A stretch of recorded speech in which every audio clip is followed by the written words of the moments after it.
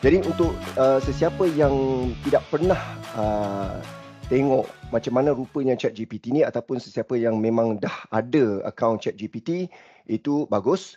Tapi untuk sesiapa sahaja yang pernah dengar nama ChatGPT, perkataan ni, ataupun tahulah apa tu ChatGPT tapi tak pernah pun test kan.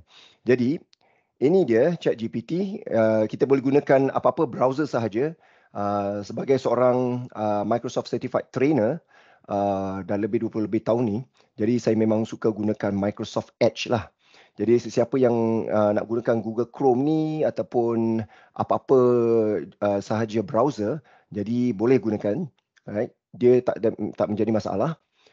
Jadi URL yang perlu kita pergi, yang perlu kita layari ialah chat.openai.com. Alright. Jadi type sahaja chat.openai.com dan ini akan membawa kita masuk kepada laman seperti ini. Jadi daripada URL tu tahu-tahulah, alright, ChatGPT merupakan produk julung kali, produk perintis, okay, dalam dalam teknologi generative AI. Jadi generative AI merupakan suatu teknologi di mana khususnya setiap kali kita masukkan teks, right, AI ini akan memberi keputusan dalam bentuk teks juga. Jadi ia dipanggil text to text ataupun teks kepada teks.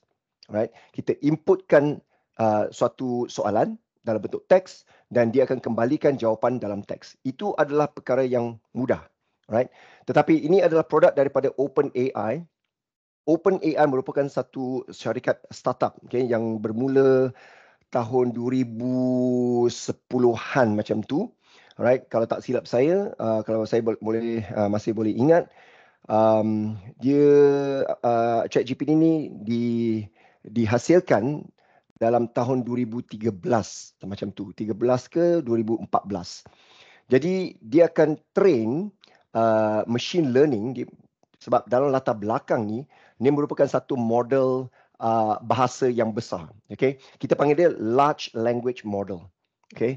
Jadi dia adalah merupakan suatu model di mana semua jenis data, right, daripada mana-mana sahaja diambil dan dia akan melatih model ni. Jadi latihan ni dia dipanggil machine learning lah. Alright? Dia ni adalah pembelajaran mesin. Jadi dia punya latihan ni dia dilakukan sehari suntuk tanpa berhenti. Dia satu hari 24 jam, seminggu 7 hari, 365 hari setahun, dia tiap-tiap hari. Okay, dia akan melaksanakan pembelajaran ini. Jadi dia dah ambil 7 ke 8 tahun sepenuhnya. Jadi sampai tahun 2022. Alright, ChatGPT diperkenalkan kepada awam pada November. Okay, bulan November 2022.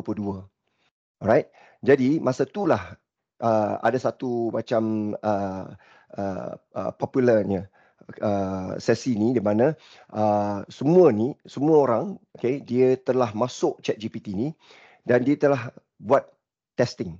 Sebab dia roll out ChatGPT ni kepada orang awam untuk buat testing.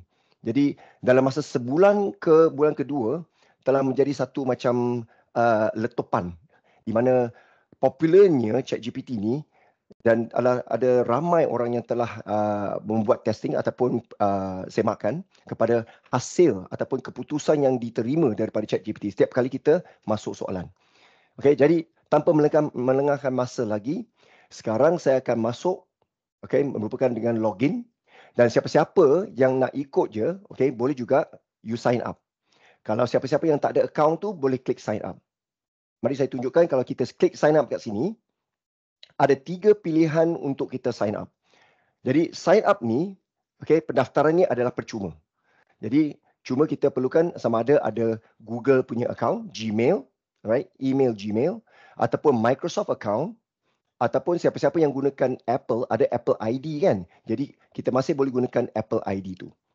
Ataupun siapa-siapa yang nak gunakan email kerja ke ataupun macam mana, kita boleh masukkan email dan juga kita klik continue. Tapi biasanya untuk buat masa sekarang kita gunakan email persendirian. Jadi untuk saya pula, saya dah ada account, jadi saya hanya perlu login sahaja. So saya akan login menggunakan Microsoft account. Itu yang telah saya hasilkan dah setahun lebih dah. Okey, ini dia, I telah login. Jadi untuk paparan daripada skrin saya ni masih boleh diperhatikan kat sini. Ada pun kalau you bandingkan skrin anda dengan skrin saya ni, mungkin ada sedikit sebanyak perbezaan.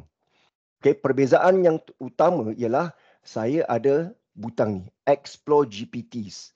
Ini disebabkan saya bayar. Saya merupakan ChatGPT Plus. Okey, kalau ikutkan I punya setting kat sebelah kiri bawah ni, nama saya kat sini. Lepas tu I klik My Plan. Dalam My Plan ni boleh saya buktikan saya adalah pengguna Plus di mana I bayar $20 sebulan. Okey. Now, ada pula subskripsi yang lebih tinggi daripada Plus sebab ChatGPT Plus merupakan akaun individu juga. Alright, jadi beza dia dengan akaun team sebelah kanan sini, $25 okay, untuk setiap seorang pengguna dan sebulan. Ini diperkenalkan hanya beberapa bulan yang lepas. Right, kalau tak silap tu dia diperkenalkan bulan 1 ke ataupun bulan 12 tahun lepas lah. Jadi team ni adalah untuk khususnya untuk syarikat ke ataupun organisasi di mana kita boleh pilih beberapa pengguna sahaja tapi semua boleh kita connect kepada satu workspace. Okay, ataupun satu ruangan kerja di mana setiap sesi perbincangan ataupun pertanyaan dengan ChatGPT, apa-apa keputusan pun kita boleh share dengan team member. Ya, jadi itu adalah untuk team. Tapi untuk subskripsi yang paling tinggi sekali ialah ChatGPT untuk enterprise. Itu dia tak bagi tahu berapakah dia punya harga. Sebab untuk kalau kita subscribe kepada ChatGPT for enterprise, dia akan suruh kita isikan satu borang. Alright, borang elektronik lah. Okay, borang dalam web tu. Lepas tu kita akan tunggu 1 ke 2 hari di mana ada salesperson daripada ChatGPT ataupun OpenAI, dia akan contact kita. Jadi dia akan buat macam interview lah.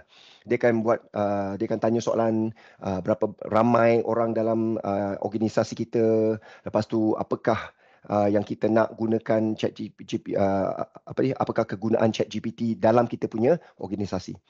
Jadi di antara teams dengan enterprise itu sahaja yang di mana ada data privacy. Nah, bukannya dikirakan sebagai plus ni dia tiada data privacy, dia memang ada data privacy. Okey. Tapi ini di mana dia ada satu setting untuk kita beri perhatian. Sebab sekarang ada banyak perbincangan dekat luar tu, bukannya perbincangan tapi perdebatan di mana apakah selamatnya kalau kita gunakan ChatGPT. Adakah kita punya data ni boleh dibaca ataupun akses oleh OpenAI? Adakah OpenAI ni dia akan ambil data kita dan digunakan? Jawapan dia memang tak perlu kita fikir, jawapan dia ya. OpenAI akan ada kebenaran untuk ambil data kita dan dia akan gunakan data kita untuk secara sewenang-wenangnya untuk dia train.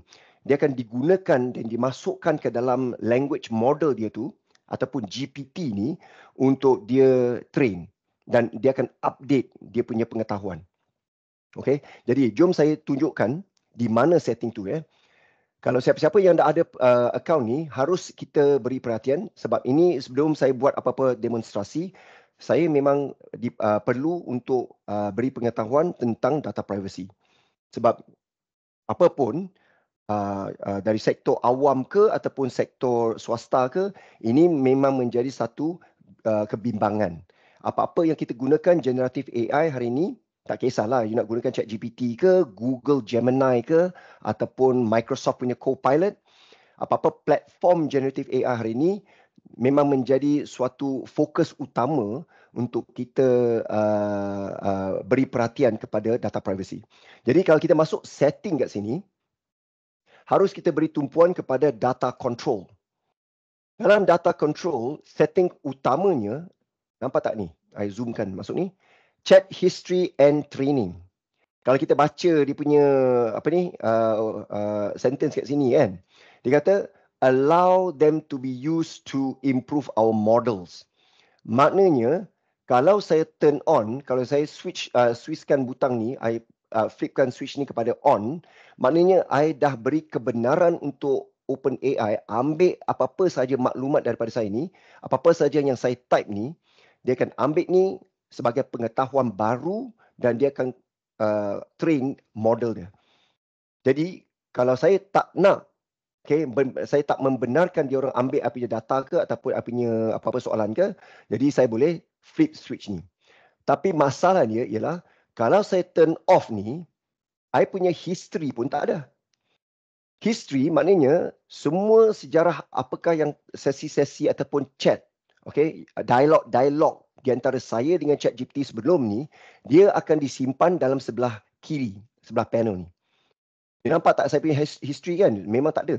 Sejarah perbualan di antara saya dengan ChatGPT ni macam dah padamkan. Ada yang saya padamkan sebab saya buat latihan untuk ChatGPT ni memang banyak.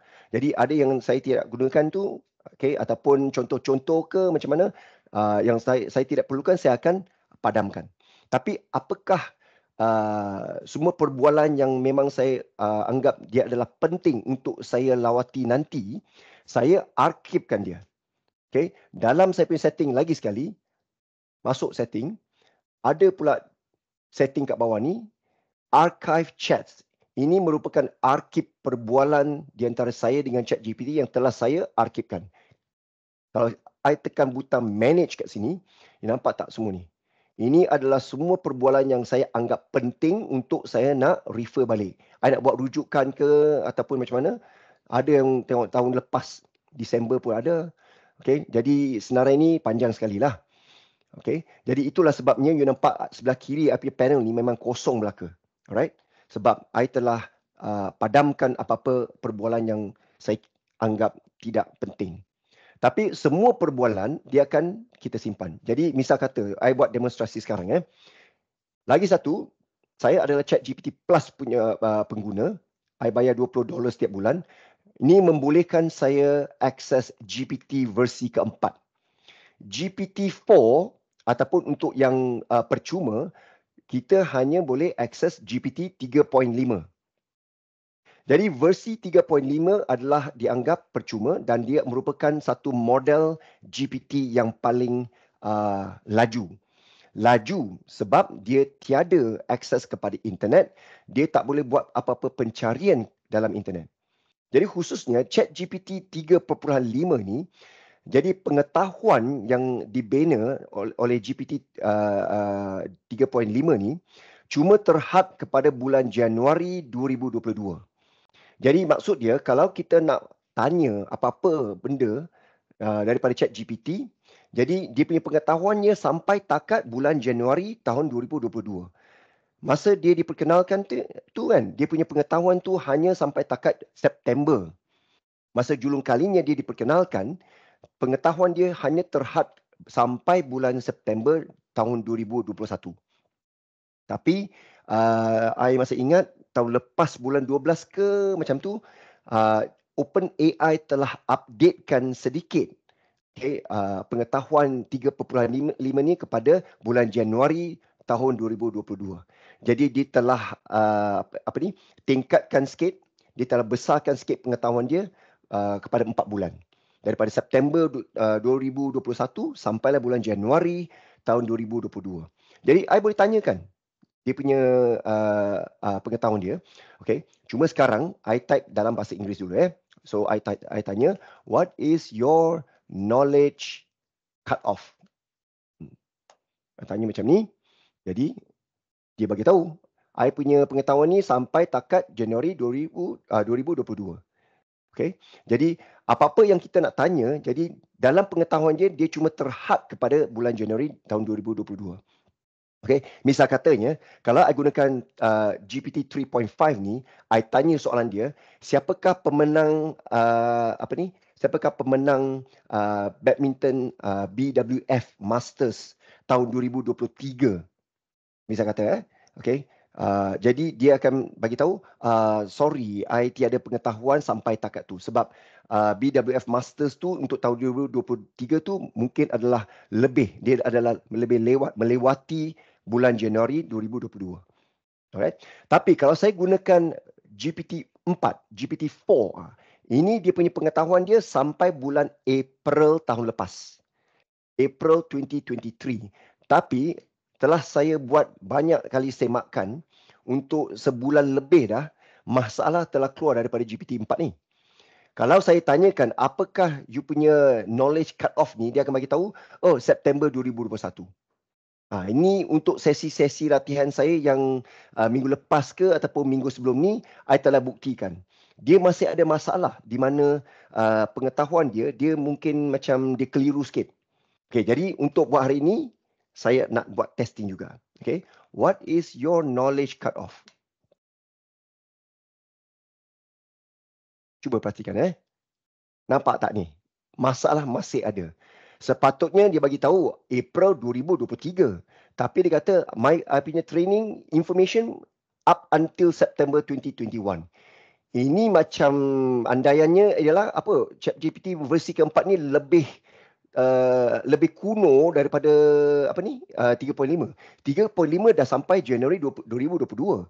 Tapi kenapa pula ChatGPT 4 ni yang I bayar $20 setiap bulan ni, dia punya pengetahuan dia sampai saja September 2021.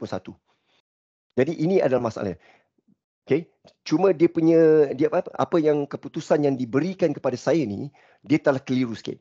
Tapi apapun pengetahuan dia sememangnya sampai takat April 2023.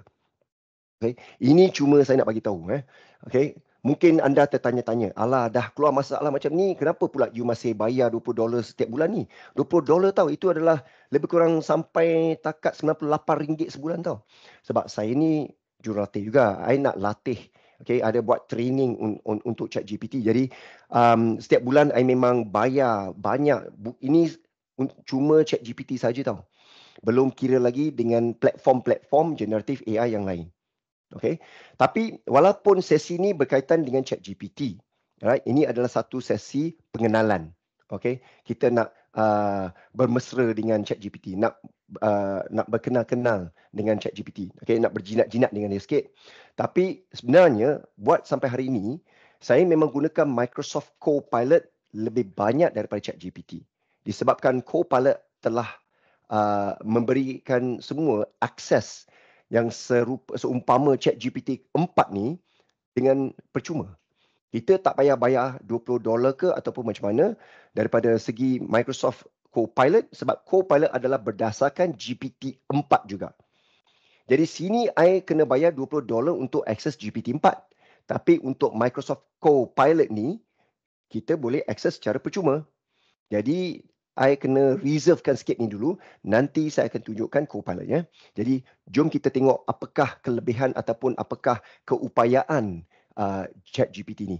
Jadi, I nak bermula dengan 3.5 secara percuma. Jadi, siapa-siapa yang ada akaun percuma ChatGPT 3.5, ini hanya sahaja versi yang kita boleh gunakan. Okey. Jadi, apa yang saya nak demonstrasi kat sini ialah ramai yang ingat, ChatGPT ni hanya kita boleh buat, kita tanya soalan dalam bahasa Inggeris je. Itu pun apa yang telah saya tanya tadi, I type dalam bahasa Inggeris saja kan. Tapi tanpa dikenali ataupun tanpa diketahui secara senyapnya, ChatGPT ni memang boleh kita tanya soalan dalam apa-apa jua bahasa. Itu adalah kelebihan ChatGPT. Walaupun Google, dia dah perkenalkan Gemini. Dahulunya Google dipanggil Bard. B-A-R-D. Right? Tapi jenama ini, dia telah buat package barulah. Dia telah diberikan nama yang baru, dikenali sebagai Gemini. Right? Now, Copilot adalah daripada Microsoft. Google pula nak beri persaingan, nak bersaing dengan semua platform-platform ni, dia perkenalkan Gemini. Jadi Gemini ada ramai yang beri kepujian lah. Dia kata dia lebih terror lah, right, lebih bijak, ataupun keputusan yang dikembalikan untuk setiap soalan yang kita tanya itu adalah lebih tepat atau macam mana. Ini merupakan hanya pendapat uh, orang ramai, okey, bukannya semua. Okey, ini merupakan pendapat individu, okey, secara berasingan. Jadi daripada pendapat saya, okey, Google Gemini ni hanya ada kekuatan ataupun kelebihan daripada segi akademik ataupun buat research sikit je. Dia pun masih ada apa yang kita panggil halusinasi. Dia boleh berkhayal tau. Jadi manusia ada halusinasi. Manusia berkhayal, okey, macam mana? Dia berkhayal sebab mungkin ada dadah ke ataupun di hidung gam ke macam mana kan. Jadi apakah kesan kalau seorang manusia tu berkhayal?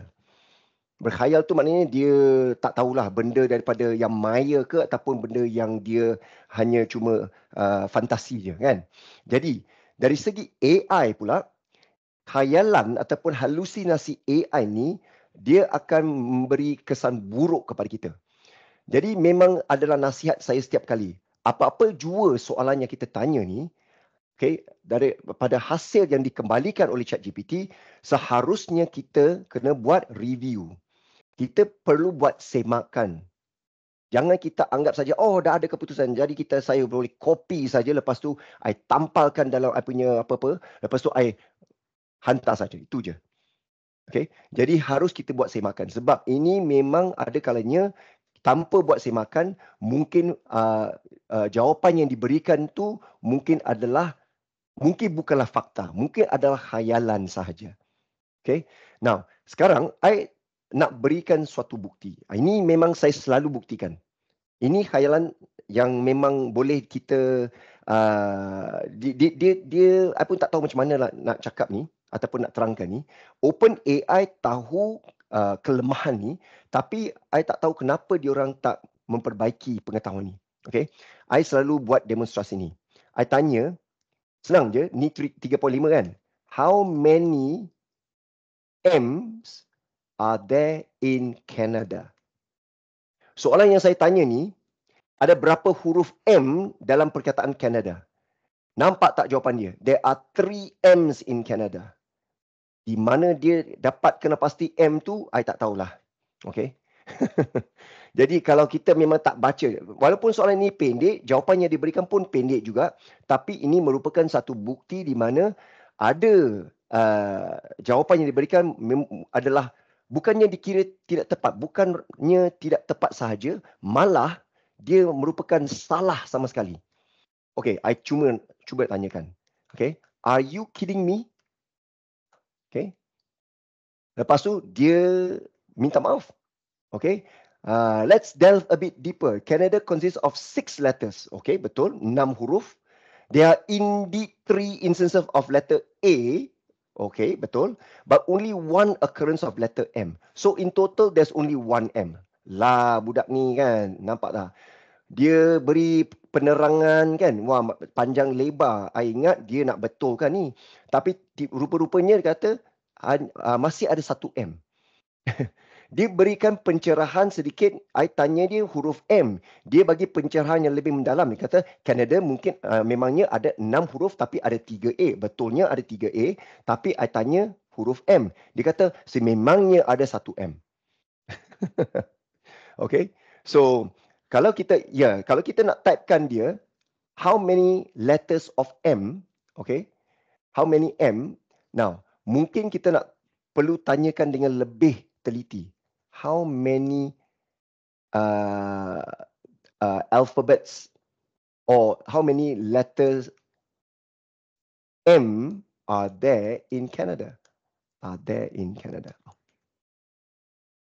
Okay. Lepas tu nampak tak? Dia something went wrong lagi ni. Lama. Okay. In the word Canada, there is only 1 letter M. Nampak tak? Dia bersungguh-sungguh. Dia memang pegang teguh tau. Dia memang pegang teguh bahawa sememangnya ada 1 huruf M. Dia bukannya bodoh, di mana I hanya tanya M tanpa memberitahu secara tersurat tu apakah letter ataupun huruf M. Dia tak perlu begitu tersurat. Alright, secara tersirat dia tahu. Okay? Cuma ni merupakan kelemahan daripada model dia. Tapi kalau saya tukar kepada GPT-4. Dulu I pernah buat testing banyak kali dengan GPT-4. GPT-4 ni pun dia akan ada kesilapan. Tapi buat masa hari ni, cuba kita tengok. I tanya soalan yang sama. Untuk buktikan ni, I pergi pula soalan yang pertama kalinya I tanya. Okay, I copy. Lepas tu, I tukar kepada GPT-4. I tampal kat sini. Okay. Lepas tu, I run. Nampak tak ni? In the word Canada, there is 1M. Ini merupakan satu macam dikira dia buat ramalan. Harus diingat, generative AI, okay, platform ataupun teknologi generative AI ni bukannya dia tahu. Okay, setiap kali kita tanya satu soalan, okay, walaupun hari ni saya tanya soalan macam ni, besok saya tanya lagi, setiap kali pulangan ataupun jawapan yang diberikannya adalah berbeza. Sebab setiap kali kita tanya ataupun kita type apa-apa saja benda yang kita send, kita hantar kepada ChatGPT, apa ChatGPT yang buat, dia cuma buat ramalan. Jadi terpulang kepada proses yang ada, setiap ramalan yang diberikan akan berbeza. Jadi kita tak boleh anggap hari ni I tanya soalan sebegini, jawapan yang diberikannya akan sama juga dengan jawapan yang diberikan esoknya kalau saya tanya soalan yang sama. Okay. Jadi hasil yang diberikannya dia tak akan memang secara tepatnya ataupun secara perkataan demi perkataan, setiap perkataan tu adalah sama dengan semalam ataupun tahun lepas. Dia tak akan macam tu. Okay. Jadi harus diingat, apa yang dibuat dalam latar belakang cuma adalah ramalan apa yang kita nak. Right? Cuma 2-3 hari lepas sahaja, I dah buktikan, I tanya soalan yang sama, how many M's are there in Canada? Saya gunakan GPT versi keempat ni, GPT-4 ni, dia bagi tahu jawapan yang betul. Dia kata there are no M. Tapi hari ni bagi tahu ada satu M. So I nak tanya dia, are you sure? Apologies. Baru dia perbaiki jawapan dia. Actually does not contain any M's. Barulah betul. Nampak tak? Okay. So ada kalanya kita perlu buat testing. Kita perlu kita perlu attack dia tau. Setiap kali kita bagi dia satu soalan, jawapan yang diberikan, okay, kita harus buat review. Kita harus buat semakan. Daripada semakan tu, kalau kita tak berpuas hati dengan jawapan yang diberikan, seharusnya kita nak tanya sekali lagi. Inilah apa yang saya selalu ajar. Setiap seorang yang nak tanya satu soalan, alright, walaupun jawapan yang diberikan tu rupa dia seakan dah tepat tu, tapi cuba kita baca dengan teliti, buat semakan. Lepas tu, kalau macam ada yang tak kena dengan soalan dengan jawapan tu kan, jadi seharusnya kita tanya, are you sure? Adakah anda pasti? Jadi mungkin dia akan buat pengiraan lagi sekali, dia akan buat ramalan yang baru, nanti kita akan dapat mungkin jawapan yang lebih tepat. Okay? So, ini adalah jawapan yang diberikan. Jadi, ada pun yang kata, thank you for pointing out the mistake. Ya, sebab ChatGPT ni pun, dia seakan seorang budak. Jadi, apapun dia masih sedang belajar. Apa-apa yang kita tanya, dia akan ambil maklumat tu, dia akan belajar daripadanya. Okay? Tapi apa yang saya nak buat sedikit sebanyak demonstrasi hari ini ialah kekuatan ChatGPT dari segi bahasa.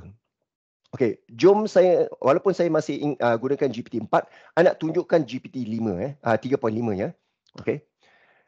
Jom I tanya suatu soalan untuk ChatGPT dalam bahasa Inggeris ya. Okey. Can you tell me, what is sustainable energy? Okey, I tanya soalan sebegini saja.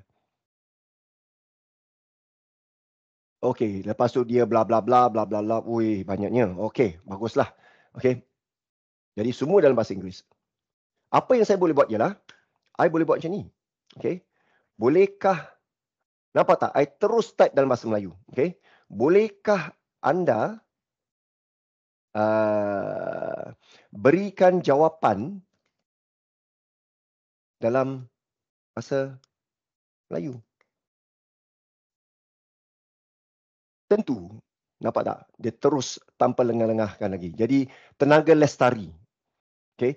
Ada kalanya juga ChatGPT ni dia boleh buat penterjemahan, tapi mungkin dia adalah penterjemahan direct tau. Jadi kita pun perlu baca setiap perkataan, setiap perenggan dalam ni. Jadi kita perlu tak boleh abaikan amalan ni. Setiap kali kita terima jawapan saja, kita jangan terima bulat-bulat. Kita perlu baca. Okay. Jadi sememangnya. Nampak tak? I punya word count dengan token count ni, dia pun terus terjemahkan ke dalam bahasa Melayu. Jadi hari ini prompting, okay, itu adalah kerja saya dikenali sebagai prompt engineer. Jadi jurutera prompt ini merupakan suatu pekerjaan yang baru dalam dunia generative AI. Jadi sesiapa saja yang sememangnya, okay, kita buat research ataupun kajian kepada macam mana struktur ayat yang kita nak beri kepada ChatGPT, ini adalah dipanggil kejuruteraan prompt ataupun prompt engineering. Ini merupakan saya punya kekuatan ni, alright, apa yang telah saya praktikkan selama ni. I telah habiskan masa setahun lebih untuk saya buat kajian mendalam lagi. Saya buat perbincangan dengan komuniti, ahli komuniti dalam generative AI, dan telah saya dapat pengetahuan yang banyak tentang apakah dia tip-tip ataupun struktur ayat yang kita boleh berikan. Tapi ini bukannya dalam bentuk bahasa Malaysia, bahasa Inggeris saja, tapi untuk bahasa Melayu ke ataupun bahasa-bahasa lain. Okay. Jom saya perkenalkan, okay, suatu framework ataupun suatu struktur di mana ada formula yang kita perlu ikut untuk kita masuk secara asasnya ke juruteraan prompt ni. Okay. Apakah dia prompt? Nah, prompt ni merupakan istilah bahasa Inggeris yang diberikan yang dikenali sebagai ataupun ditafsirkan sebagai suatu soalan ataupun ayat yang kita berikan kepada ChatGPT di mana kita tunggukan jawapan yang akan dikembalikan oleh ChatGPT. Jadi itu dipanggil sebagai prompt. Right? Jadi prompt ni zaman-zaman sebelum ni kita hanya kenal perkataan prompt ni mungkin dari segi command prompt. Itu dia. Command prompt ni merupakan macam sesi DOS dulu, dia ada satu prompt. Okay, kalau ikutkan I type command kan, nampak tak command prompt? Ini dia dalam Windows ni ada command prompt. Ini dia command prompt dan nampak tak yang berkelip-kelip ni, I punya cursor ni berkelip-kelip. Ini dipanggil prompt. Jadi kenapakah dia dipanggil prompt? Sebab dia tunggu input daripada pengguna. Jadi dalam command prompt ditunggu command. Tapi dalam dunia generative AI, okay, misal kata ChatGPT ni, pun dia juga berkelip-kelip dalam text box ni kan. Jadi dalam kotak ni, dia tunggu kita punya arahan ataupun soalan. Jadi itulah kenapa dipanggilnya prompt. Jadi misal katanya, I tanya satu soalan. Okay, bukannya soalan lah. Jom saya tak nak ganggu semua ni. Okay, I hasilkan lagi satu sesi yang baru, perbualan yang baru. Okay. I nak tanyakan, okay, mungkin saya nak ChatGPT ni berikan satu plan, okay, untuk diet, okay, 1 minggu. Apakah yang saya perlu makan untuk memang maintain dietnya, okay. Jadi mungkin I akan tanya, okay, can you provide me a 7-day diet plan? I tanya begitu ringkas je, okay. Okey, jom. Tu dia. Wah, dia bagi tahu semua. Bagusnya. Alright. Hari pertama sampailah hari ke-7. Apakah diet dia? Memang ada. Breakfast, snack, lunch, snack, dinner. Wah, di antara breakfast ataupun sarapan pagi dengan lepas tu makan tengah hari tu, lepas tu dinner tu, dia ada snack pula. Okay. Mungkin topik ni kurang memuaskan ya. Kurang tak berpatutan ya. Sebab sekarang kan bulan puasa kan. Sorry ya. I tak sepatutnya tanya soalan ni pula kan. Okay. Minta maaf. I delete chat ni dulu. I buat benda lain pula. Okay. Jom kita pergi bercuti. Alright. I tanya. Katakan I nak pergi Barcelona, Spain. Right. Siapa yang nak pernah pergi Barcelona ni? I memang teringin nak pergi Barcelona ni. Right. Jadi, I nak tanya ChatGPT untuk lakarkan satu pelan nak pergi Barcelona Spain ni. Di manakah I boleh pergi lawat tempat-tempat semua ni kan. Okay? Jadi, I nak pelan melancong ni. Jadi, sekarang kalau I type, jom I type dalam bahasa Melayu. Okay? Bolehkah anda lakarkan satu pelancongan ke Barcelona Spanyol untuk 7 hari. Itu je. Nampak tak? I punya prompt ni, I pun boleh type dalam bahasa Melayu. Jom kita perhatikan jawapan yang diberikan. Tentunya, alright. Nampak tak dia tahu I punya nama? Tentu, Jarrell. Nanti I bagi tahu. Kenapa pula dia tahu nama saya? Okey, Barcelona adalah destinasi yang menarik. Okay, hari pertama ni kedatangan dan pusat bandar. Apa ni? Nampak tak dia punya bahasa dia? Ada kalanya dia punya dia punya penterjemahan tu memang secara direct lah ni. Right? Okey, ada. Jadi jawapan dia memang ada. Okey. Tapi ini adalah seumpamanya jawapan yang diberikan. Jadi ada tak? Jawapan dia memang adakah ini yang kita puas hati? Okey. So, adakah ini adalah kita puas hati dengan jawapan yang diberikan?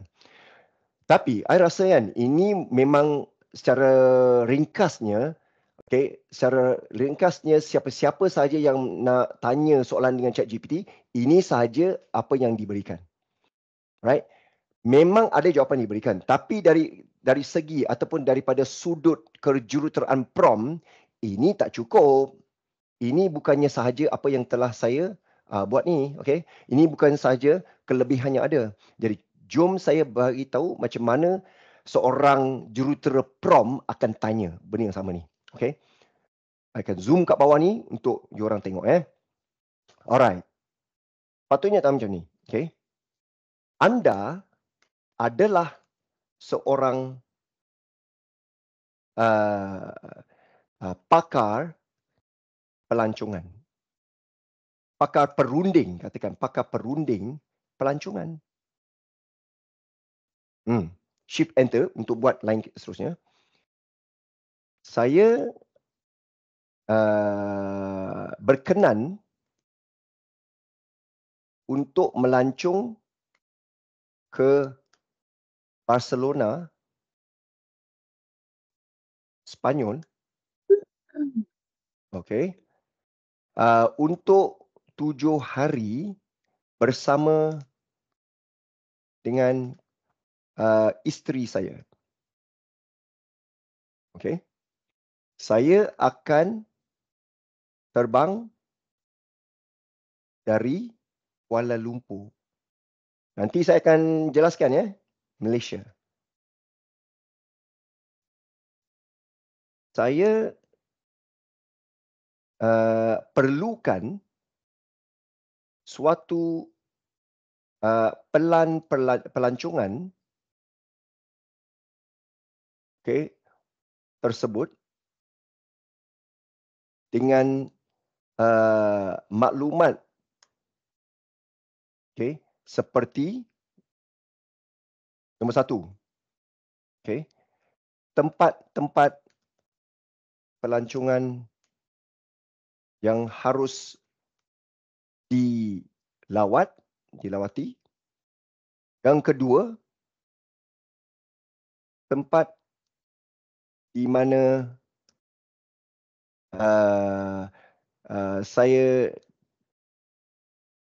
kita, sebab saya dengan isteri kan, jadi kita boleh bersarapan, makan tengah hari, dan makan malam. Nombor 3, hotel, penginapan. Okey. Nampak tak cara I tanya soalan ni? Nanti lagi satu. Saya perlukan pelan ni output dalam bentuk ataupun dalam format table. Okay. Masukkan lajur harga dalam US dollar lah. Okay. Okay. Jom kita tengok. Okay. Apakah keputusannya? Nampak tak ni? Dia kata dengan senang hatinya. Sebab dia kata, it's my pleasure. Jadi dengan senang hati. Berikut adalah pelan-pelancongan untuk perjalanan anda ke Barcelona. Selama 7 hari bersama isteri anda. Saya telah menyusunkan dalam format jadual. Itu dia. Nampak tak? I kata, apa ni, akhirnya, saya perlukan pelan ni output dalam format table, masukkan lajur harga dalam USD. Jadi, ada lajur tak? Sebab saya rasa kan, dia punya output pun, dia ada mix dengan sedikit teknikal ni. Ada BR semua ni kan. Sepatutnya dia ada break kat sini. Lepas tu harga dia sepatutnya adalah dalam satu lajur yang berlainan. Tapi dia dah terapkan ke dalam lajur hotel penginapan ni. Nampak tak? Okay. Jadi apa yang telah saya buat demonstrasi ni merupakan satu fokus ataupun satu emphasis kepada framework ataupun satu struktur kejuruteraan prompt. Okay. Nanti saya akan tunjukkan prompt ni boleh tak kita masukkan dalam Copilot. Jawapan dia tanpa perlu saya demonstrate, okay, ataupun nanti saya akan tunjukkan juga, tapi jawapan ni adalah sama. Sebab kenapa? Sebab Copilot pun gunakan GPT. Dalam latar belakang teknologi Copilot merupakan GPT juga. Sebab Microsoft merupakan satu investor, okay, dia merupakan pelabur terbesar kepada dalam OpenAI. Right? Microsoft memegang saham 49% dalam OpenAI. Jadi dia merupakan pelabur terbesar, okay, dalam OpenAI. Jadi dia mempunyai akses tanpa had kepada semua teknologi GPT. Itulah caranya Microsoft bina Copilot. Right? Dan apa yang daripada pengalaman persendirian saya ni, saya lebih suka Copilot sebab dia nampak macam pintar sedikit. Sebab sememangnya Microsoft dia ambil GPT punya model ni, dia hostkan dalam infrastruktur Microsoft sendiri dan dia telah bangunkan dan dia telah memang enhancekan sikit, okay, GPT tu daripada Microsoft. Jadi dia nampak bijak sikit, dia memang pintar sikit. Okay. So, apa yang telah saya bagi tahu sini ialah nanti I nak tunjukkan I punya notepad kat sini. Okay, nanti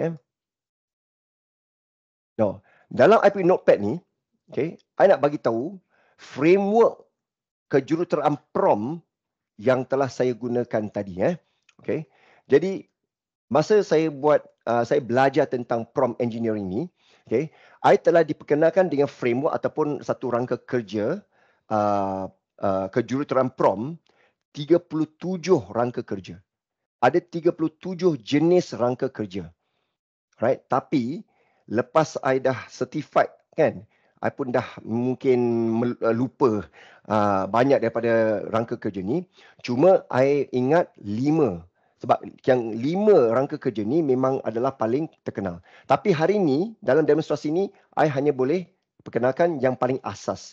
Ini yang saya belajar hari pertama pembelajaran kejuruteraan prompt ni. Okay. Jadi framework ini dipanggil RTF. Ini dia. Semuanya merupakan singkatannya RTF. Jadi RTF ni dikenali sebagai role, task dan format. Okay, role, task dan format. Tapi apa pun, saya dengan beberapa orang ahli, member-member lah dalam komuniti AI dalam rantau ASEAN ni, kita telah ambil RTF ni sebab kita memang menganggap bahawa RTF ni memang bagus, tapi dia macam tak begitu teliti. Okay, tak begitu terperinci. Jadi apa yang saya dah buat ni, okay, apa yang saya dengan beberapa member ni, kita ambil RTF ni, kita dah rangkakan dan cipta rangka kerja sendiri yang dipanggil CIDO. Okay, CIDO. Now, CIDO ni merupakan satu macam cawangan daripada RTF. Kita ambil juga RTF tapi kita cincang-cincangkan dia sikit. Okey, kita expandkan dia sikit. Jadi C ialah konteks. Okey. I instruction. D detail. Ni maklumat-maklumat yang lebih terperinci kan. Okey. Dan O ialah output. Output. Jom saya tunjukkan. Dalam saya punya prompt tadi tu memang patuh kepada keempat-empat elemen ataupun unsur-unsur daripada CIDO ni. Okey. Jom saya perkenalkan. C, konteks. Dalam saya punya prompt ni ada konteks. Okey, nanti saya zoomkan lagi sekali ni dan I akan buat ni. Ini merupakan konteks. Okey. Apakah dia konteks? Konteks merupakan daripada RTF tadi tu, dia sama dengan role. R-O-L-E, role. Okey. So, role in this case maknanya dia merupakan suatu pekerjaan ataupun suatu peranan. Okay, roles memangnya kita bagi tahu bukan pekerjaan saja tapi peranan yang akan diambil oleh ChatGPT.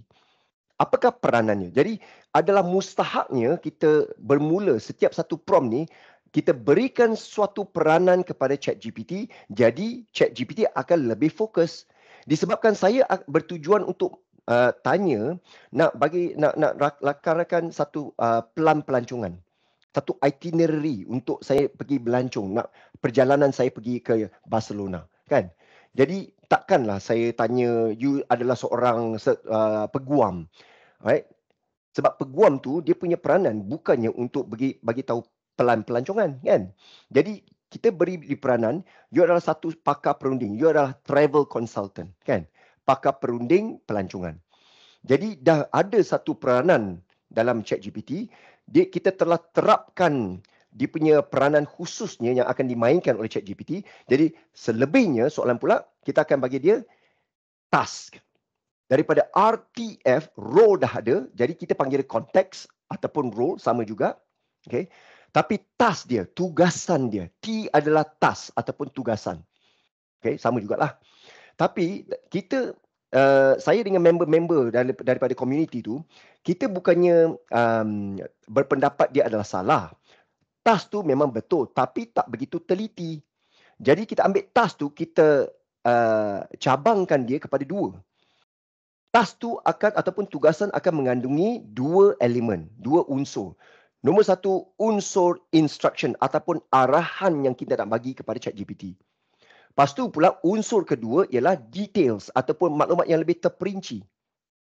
Jadi daripada tugasan tu kita harus kenal pasti ada arahan, ada unsur arahan dan juga ada unsur di mana saya berikan maklumat lebih mendalam lagi supaya ChatGPT tu boleh ada pengetahuan lebih mendalam lagi tentang apa yang saya nak.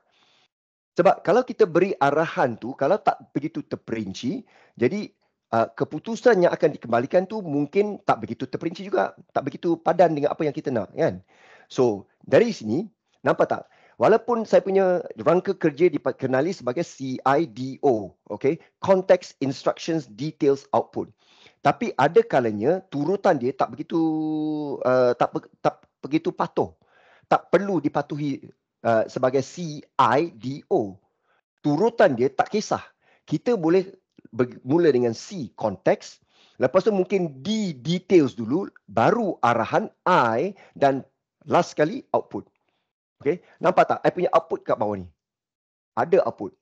I bagi tahu dia, I nak dalam bentuk jadual ataupun table. Sebab kalau kita tak nyatakan apakah format output yang kita nak, biasanya dia akan buat dalam bentuk bullet. Okay, bullet point ataupun dalam bentuk perenggan. Tapi kalau kita nak dalam bentuk jadual, adakah jadual tu lebih senang untuk kita baca, kan? Memang I suka dalam bentuk jadual. Jadi I telah masukkan dalam bentuk table, masukkan laju harga dalam USD. Itu adalah I punya output sini. Okay, ini adalah output. Alright. Dan di antaranya ni adalah di mana saya cabangkan dia kepada instruction dan detail. Manakah dia detail? Saya perlukan suatu pelan pelancongan tersebut dengan maklumat seperti nampak tak dengan perkataan maklumat ni? Okay. Saya berkenan untuk melancong semua ni. Ini merupakan detail dia. Ini detail. Okay. Ini pun detail juga. Sepatutnya I punya arahan tu pendek je. Jadi ini detail. Ini dia. Okay. This one is detail. Details. Okay. Jadi hanya ini saja ialah instruction ataupun arahan. Nampak tak? Saya memang padan kepada rangka kerja saya CIDO. Jadi dalam suatu prompt, sememangnya perlukan format ataupun suatu rangka. Kita perlu ikut rangka dia. So, role task format kita telah ambil dan kita sebarkan dia sebagai CIDO. Okay, context instruction detail dan output. Kalau kita boleh padankan semua unsur-unsur daripada CIDO itu, memang okey lah. Right? Tapi ada kalanya kita punya prompt tu tak sememangnya ada C ataupun konteks. Konteks bukannya setiap kali memang ada. Okay? Mungkin saya beri satu contoh.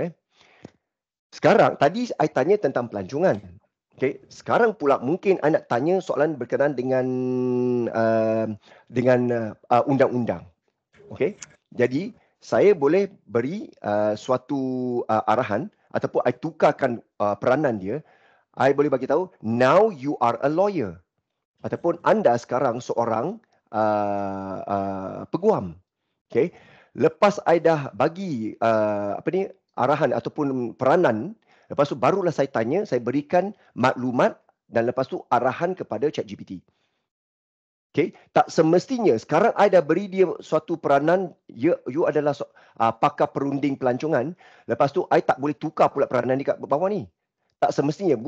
Ramai yang salah anggap, sekarang sesi perbualan ni, I telah bagi dia satu peranan hanya merupakan pakar perunding pelancongan. Okey?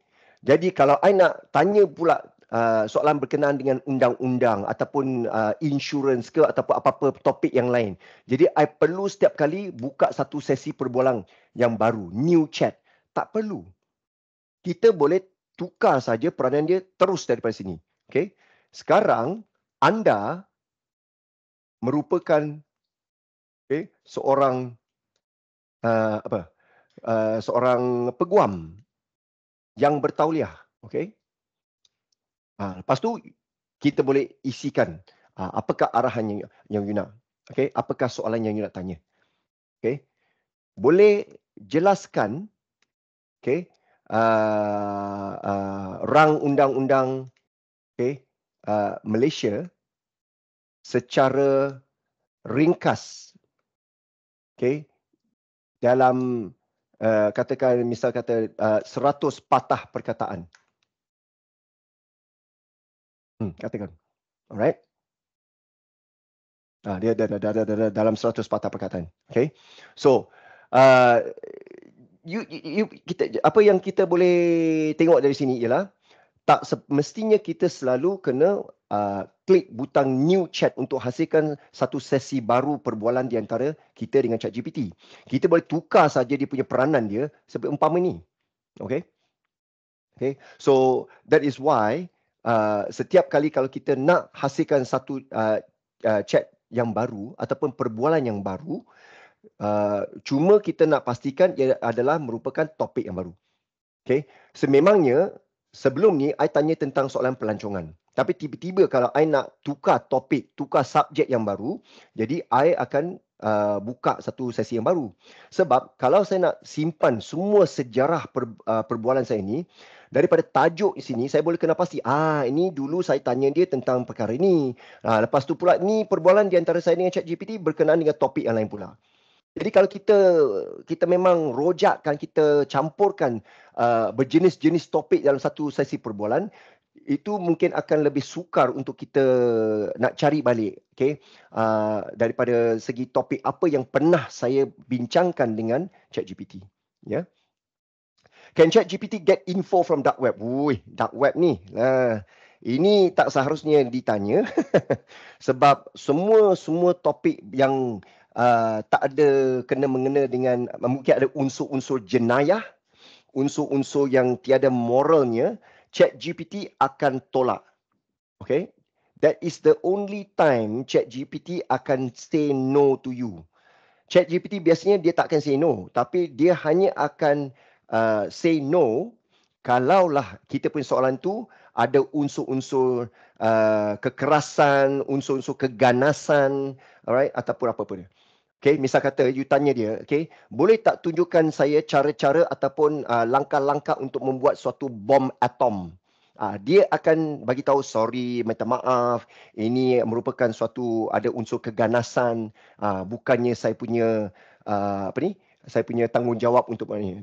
Jadi ini adalah suatu masanya di mana ChatGPT akan say no. Dia tak akan jawab soalan macam ni. Okay? ChatGPT can translate bahasa Melayu to English. Apa-apa bahasa sahajalah.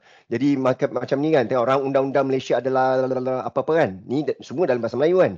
Jadi saya akan tanya, suruh dia, okay, translate to English. Senang je.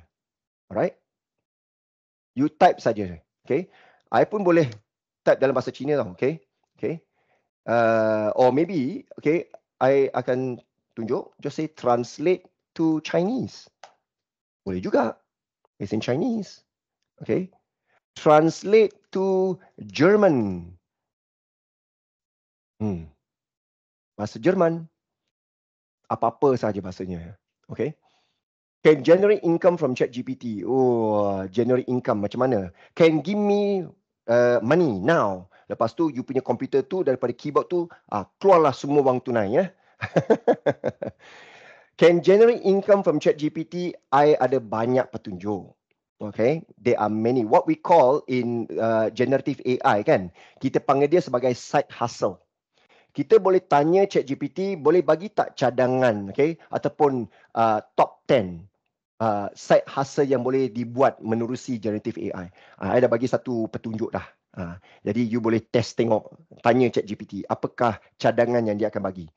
You hanya boleh tanya soalan ataupun beri arahan kepada ChatGPT untuk bagi cadangan. Right? Sebab cadangan tu mungkin merupakan satu, dia akan bagi satu amaran tau, notice, kata ini merupakan cadangan daripada generative AI. Mungkin betul, mungkin salah. Right? Jadi daripada segi keuangan, dia akan bagi satu amaran ataupun notice, ini cuma merupakan satu hipotesis sahaja ataupun suatu cadangan daripada AI. Jadi dia akan cadangkan you tanya ataupun berunding dengan you punya pakar manusia, pakar keuangan manusia kan, perunding manusia.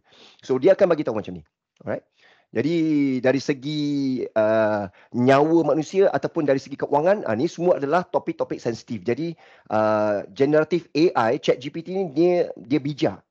Dia akan dia akan protect sendiri tau. Dia tak nak siapa-siapa yang akan nanti dia sue OpenAI lah, you punya ChatGPT, buat saya hilang duit lah, buat nyawa hilang lah semua ni. Ni memang dia akan sensitif. Okay. So itu adalah apa yang ChatGPT buat lah. Okay. Okay. Bolehkah ChatGPT create website?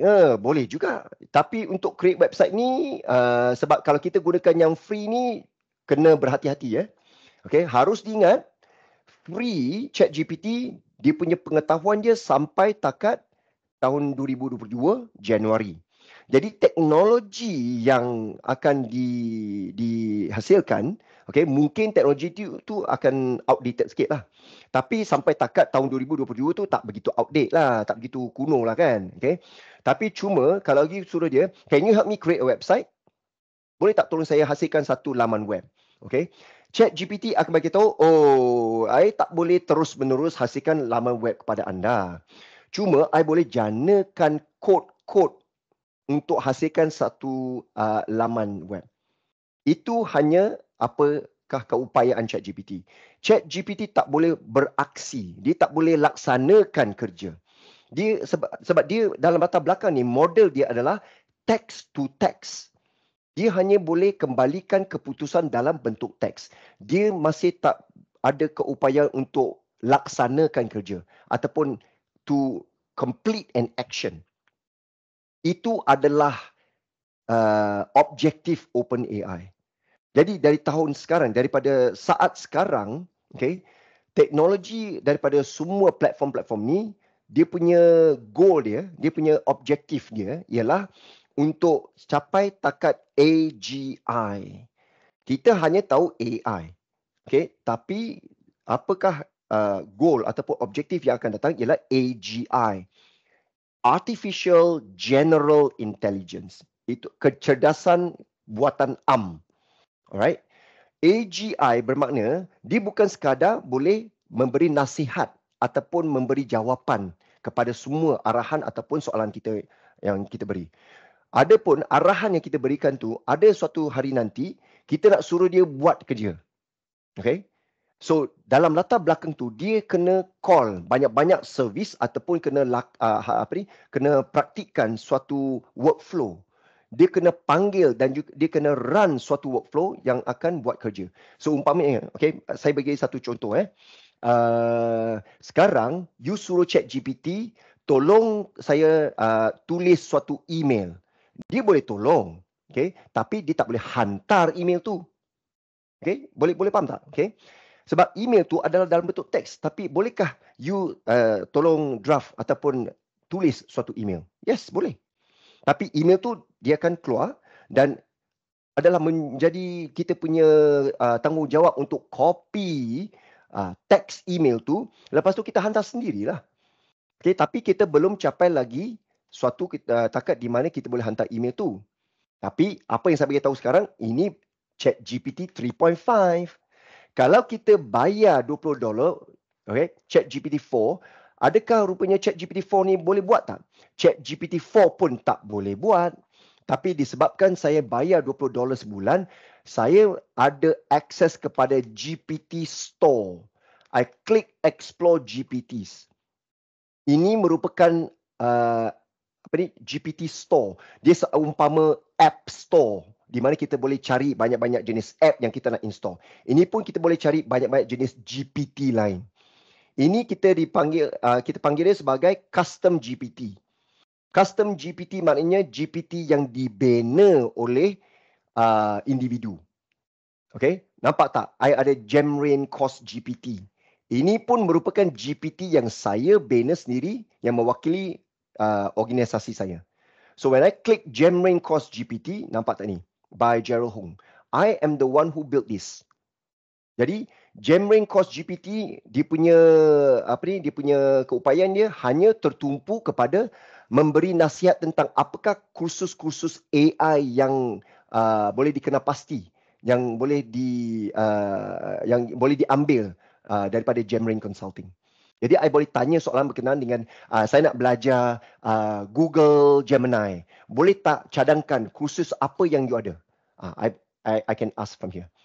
Jadi, ini merupakan custom GPT yang saya bina. Tapi, apa yang GPT ni ringkas. GPT ni hanya juga teks kepada teks. Dia tak boleh buat kerja.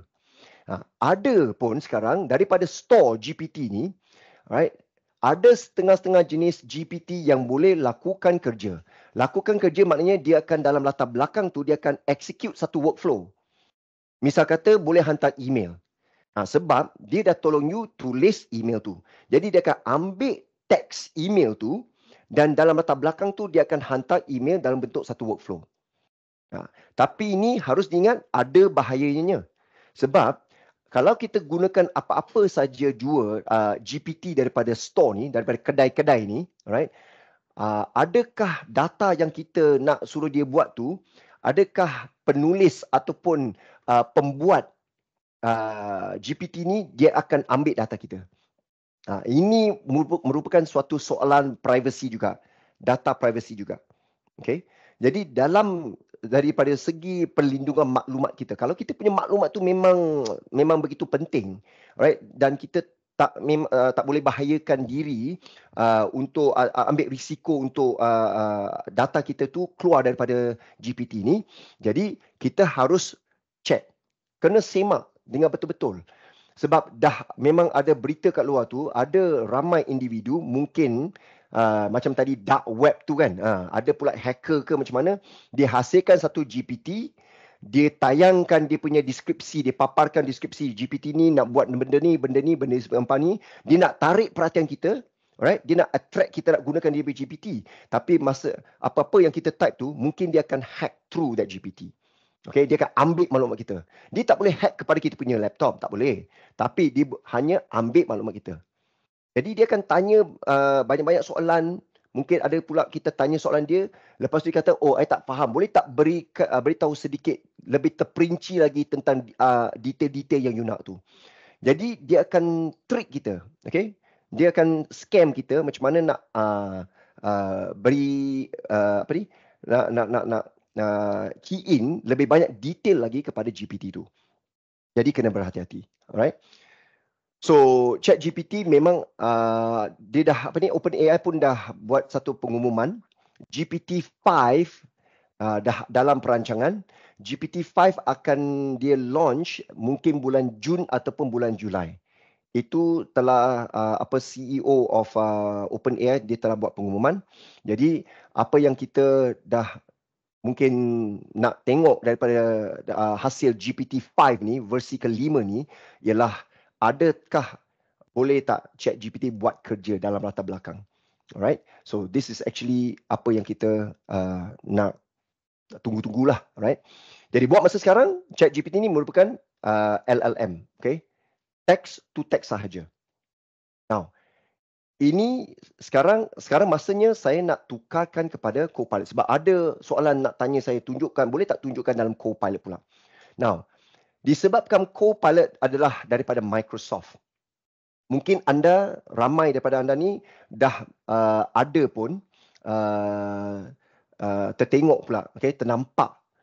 Ada satu logo ni, sini dia, dipanggil Copilot in Windows.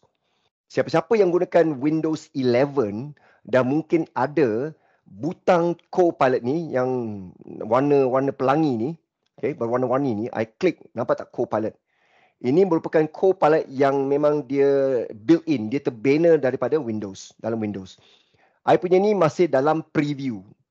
Jadi ini memang connect kepada I punya Copilot. Dan nampak tak I punya Copilot ialah Copilot Pro. Ini pun I bayar juga tau, $20 tau. Alright. So I punya Copilot Pro, tapi tak semestinya perlukan Copilot Pro untuk buat demonstrasi, kena nak ikut I punya demonstrasi ni. Jadi apakah janji daripada Microsoft ni ialah apa-apa yang boleh dibuat dalam ChatGPT-4 yang perlu kita bayar menjadi pengguna plus, ChatGPT Plus, dalam Copilot free, secara percuma kita boleh buat. Okay, jom saya tunjukkan. I buka satu tab baru, I masuk copilot.microsoft.com. Ini saya telah login sebagai Microsoft user. Ini rupa dia Copilot. Okay. Dan juga ini merupakan saya punya sesi-sesi lah, history dia. Kalau ChatGPT, history ataupun sejarah perbualan saya dalam sebelah kiri. Untuk Copilot pula, dia sebelah kanan. Dan juga dia ada custom Copilot juga. Nah, ini dia. Ini custom Copilot secara percuma pun boleh. Right? Jadi, you pergi copilot.microsoft.com ataupun masih ada hari ini ialah bing.com. You masuk bing.com sebab dahulunya dikenali sebagai Bing Chat. Bing Chat, okay, perkataan ataupun jenama Bing ni, dia akan secara perlahan-lahan tu Microsoft akan gantikan sepenuhnya dengan jenama Copilot. Right? Jadi Copilot will be the new name. Jadi kat sini pun ada Copilot, butang ni, ini pun ada butang Copilot. Jadi Copilot, klik, dia akan masuk juga benda yang sama. Okay? Nampak tak ni? Walaupun saya punya Copilot ialah Copilot Pro, jadi saya ada butang GPT-4 ataupun boleh akses GPT-4 Turbo. Ini Turbo, right? Bukannya apa-apa, bukannya dia laju sikit. Okay? Turbo ni adalah nama model baru daripada OpenAI. Jadi perkataan Turbo ni biasanya dia akan beri suatu kekeliruan. Orang ramai akan ingat, oh ni mesti laju punya ni. Sebab perkataan Turbo kan. Ini bukannya punya kereta, dia punya turbo dalam jumpa kereta ni. Ini turbo maksudnya, dia merupakan suatu LLM ataupun model dia yang akan boleh ambil lebih banyak maklumat. Okay, dalam daripada sudut generative AI, okay, setiap suatu karakter aksara ataupun ayat ataupun teks yang kita masukkan sebagai arahan ataupun soalan kepada GPT ni, dia dikira sebagai dalam bentuk token. TOKEN, token. Itu macam token andaiannya kita pergi arcade dulu, kita main video game kan, kena beli token, masuk token nak main game kan. Tapi bukan token tu. Okay. Nampak tak kalau kita perhatikan mungkin diorang memang ada perasan sedikit. Setiap kali I tanya soalan-soalan semua ni kan, okay, ada tadi mana ni? Jumlah perkataan 145. Dia pun keluarkan jumlah token 198. Jumlah token ni sememangnya akan lebih daripada jumlah perkataan. Jumlah patah perkataan 145, jadi jumlah token tengok lebih tinggi daripada jumlah perkataan. Jadi macam mana kiraan token ni Okey, saya tak akan jelaskan dengan terperinci kat sini sebab saya sendiri pun tiada pengetahuan tentang formula nyata di mana OpenAI pun dia tak memberikan penjelasan yang terperinci. Dalam dia punya dokumentasi OpenAI, dia hanya bagi tahu, okey, token ni merupakan suatu unit unit bilangan macam mana kita handle ataupun kendalian teks daripada ChatGPT, daripada pengguna, dan juga ChatGPT kembalikan jawapan kepada user ataupun pengguna. So, harus diingat, okay, rata-rata okay, sebagai suatu secara kasarnya 1000 token merupakan 750 patah perkataan. Itu adalah secara kasarnya. Ini adalah jawapan yang diberikan. Okay, so that means 1000 token, 1000 token merupakan 750 perkataan. Itu secara kasarnya, rough estimate secara kasarnya. Jadi, apa pula dengan 750 perkataan ni? Sebab 750 patah perkataan, rata-ratanya secara kasarnya boleh dimasukkan dalam suatu muka surat, dokumen. So, 750 words equal to one page. Satu muka surat dalam dokumen elektronik. Every one electronic page dalam satu dokumen, right? Dia kira, dia punya bilangan dia, right, secara puratanya ataupun secara kasarnya 750 patah perkataan. Jadi dia ambil 1000 token. Okay, itu dia. So now, untuk ChatGPT 3.5, ini berapa banyak aksara ataupun patah perkataan yang kita boleh type masuk dalam ni. Okay, untuk 3.5 ni, okay, jumlah dia hanya, I think dia reserve kepada, dia hadkan kepada 8,000 token je. 8,000 token tu macam pun banyak juga kan. Itu mungkin boleh kita anggap dia sebagai 8 muka surat dokumen, 8 pages. Tapi untuk GPT-4, okay, untuk GPT-4 dia telah tingkatkan kepada kemasukan 16,000, di antara 16,000 sampai 32,000 token. Jadi maknanya text box ni kita boleh masukkan teks secara sewenang-wenangnya. Boleh memang melambat kita type sampai jari pun beku ataupun jari pun patah pun. Tak sampai pun begitu. Right? Dan juga pulangan daripada GPT-4 adalah lebih daripada pulangan 3.5. Cuba kita bayangkan kalau kita tanya satu soalan di mana jawapan dia adalah memang panjang lebar. Jadi sepanjangnya pun GPT 3.5 ni ada had dia yang lebih rendah daripada GPT-4. Jom saya bincangkan GPT-4. GPT-4 sampai takat hari ini dia adalah dalam di antara 64,000, okay, 64,000 token. Okay. Jadi ini adalah dia punya limit untuk GPT-4. Tapi GPT-4 Turbo dia dah tingkatkan kepada 128,000 token. This is the highest ever, yang paling tinggi. Jadi itulah maknanya I punya GPT-4 ni, I boleh turunkan dia, flipkan switch kepada GPT-4. Ini sampai takat 64,000 token saja. Tapi by default dia memang dah flipkan kepada GPT-4 Turbo. Ini hanya untuk macam macam hiasan sajalah bagi tahu dia.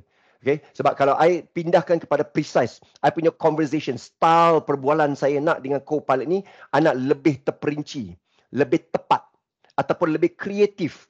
Kalau dari segi kreatif ni, I ada GPT-4 Turbo. Okay? Nampak tak ni? Kalau saya pilih fast, balance kat tengah-tengah ni, okay?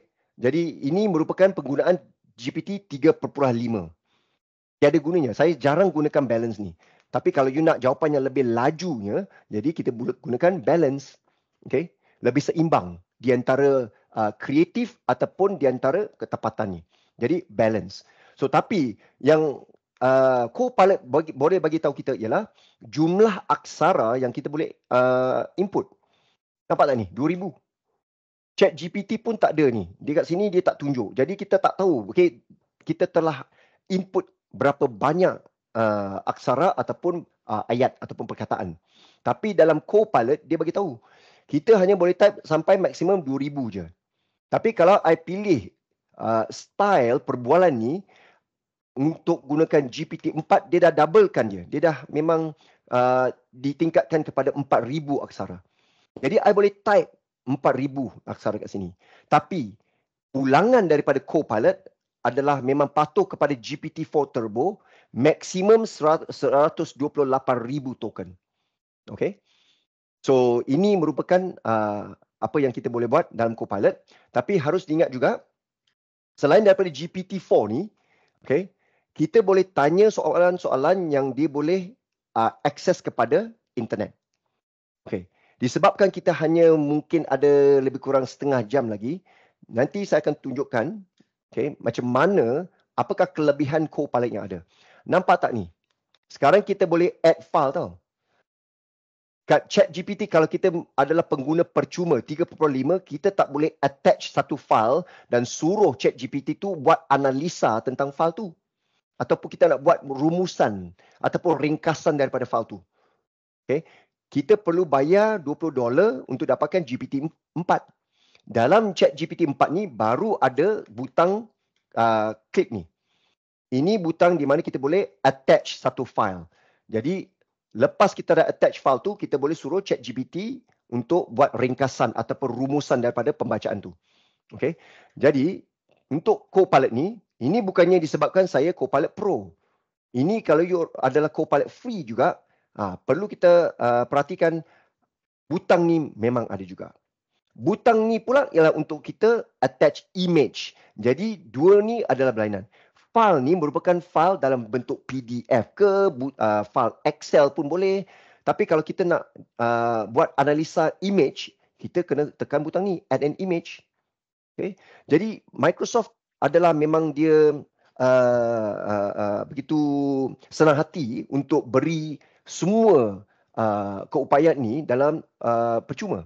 Cuma memang dia akan ada kelebihan kalau kita subscribe kepada Pro. Sebab kalau kita subscribe kepada Pro, kita ada Turbo. Kalau you adalah free, you memang tak ada Swiss ni. Putang ni tak ada.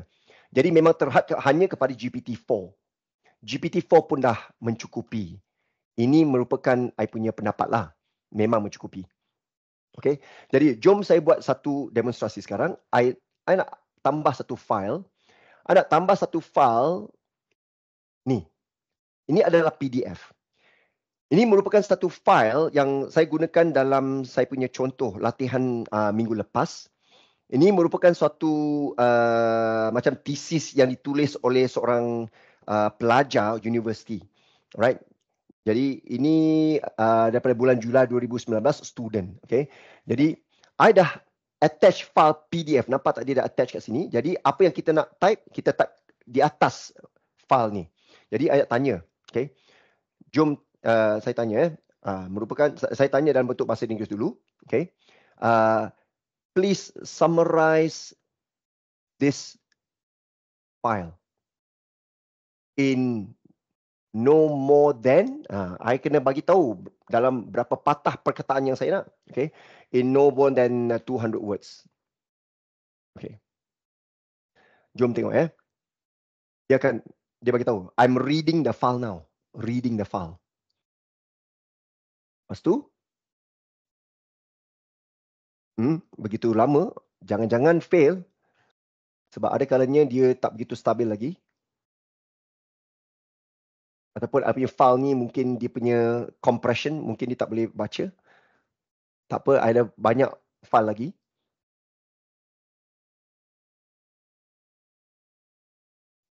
Okay.